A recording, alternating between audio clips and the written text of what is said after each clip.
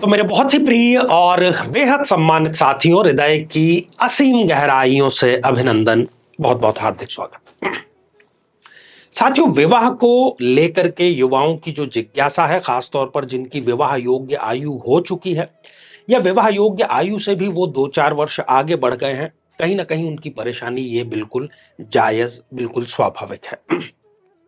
और इसी पर न केवल विचार विमर्श करते हुए बल्कि इसके जो कुंडलीगत कारण हैं उनकी समीक्षा करते हुए उसका क्या उपाय है, इसी पर यह श्रृंखला है। और आज हम चर्चा करने जा रहे हैं मकर लग्न की जन्म पत्रिका पर। यदि अभी तक आपने अपने लग्न से संबंधित एपिसोड नहीं देखा है तो यहां आई बटन में हमने आपको उसका लिंक प्रोवाइड करा दिया है, जाकर के जरूर देखें, समझे, जाने और उपाय करें।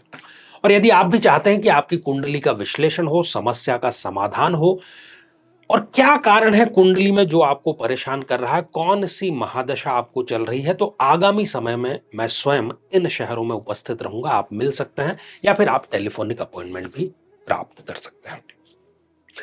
साथियों, मकर लग्न की जन्म पत्रिका में शादी का जो डिपार्टमेंट है, शादी का जो विभाग है, शादी और दाम्पत्य सुख का जो विभाग है, वो है चंद्रमा को दिया गया शनिदेव ने। क्योंकि चंद्रमा इस जन्म पत्रिका में सप्तम भाव के लॉर्ड है और सप्तम भाव से ही विवाह और वैवाहिक सुख की चर्चा की जाती है। अब यहां पर 2-3 स्थितियां यदि चंद्रमा की है, आप अपनी कुंडली निकाल करके उसको मैच कर सकते हैं। यदि चंद्रमा इस छठे भाव में विराजमान है तो इसकी शादी में डीले अवश्य होता है, और शादी हो भी जाए तो ये दाम्पत्य जीवन को खराब करता है।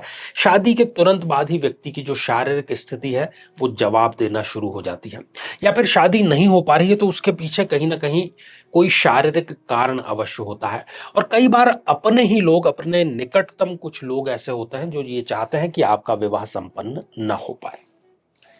साथियों, इस जन्म पत्रिका में दूसरी स्थिति यदि चंद्रदेव इस अष्टम भाव में विराजमान हो जाएं, तब भी वो विवाह में बाधा अवश्य उत्पन्न करता है।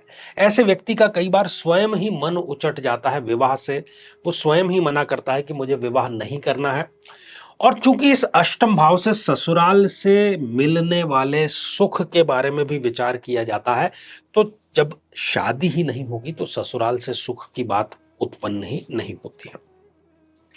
साथियों, तीसरी स्थिति यदि चंद्रमा इस 12th हाउस में विराजमान हो जाए, यहां पर विराजमान होकर के वो कम से कम व्यक्ति को 35-40 वर्ष का तो कर ही देते हैं, इसके बाद ही कहीं वो उसका विवाह संपन्न कराते हैं। इसके अतिरिक्त इस स्थिति में कहीं ना कहीं विदेश स्थित किसी व्यक्ति के साथ में विवाह के नाम पर धोखा अवश्य होता है। कई लोगों को, खासतौर पर बहनों को, ऐसी इच्छा होती है कि वो एनआरआई व्यक्ति से विवाह संपन्न करें। बहुत वो सपने भी इस मामले में देखती हैं, तो वो सपना तो उनका सच हो जाता है, लेकिन दाम्पत्य जीवन यहां पर स्पष्ट रूप से उनका खराब होते हुए नजर आ जाता है। अब ये तो हो गई समस्या की बात। अब यदि ये स्थिति बनी हुई है तो क्या किया जाए? ऐसे में चंद्रमा चूंकि मारक है, इसलिए आपको चंद्रमा के दान करने चाहिए। अर्थात दूध या दूध से बने हुए जो पदार्थ हैं वो चंद्रमा के दान होते हैं, वो आप जरूर करें। पूर्णिमा का व्रत आप जरूर रखें, और चंद्र साधना भी आपको अवश्य करनी चाहिए उसके बीज मंत्र के माध्यम से।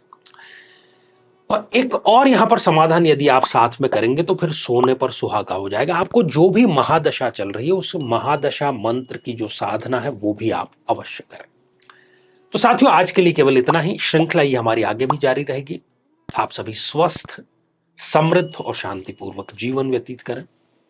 नमस्कार।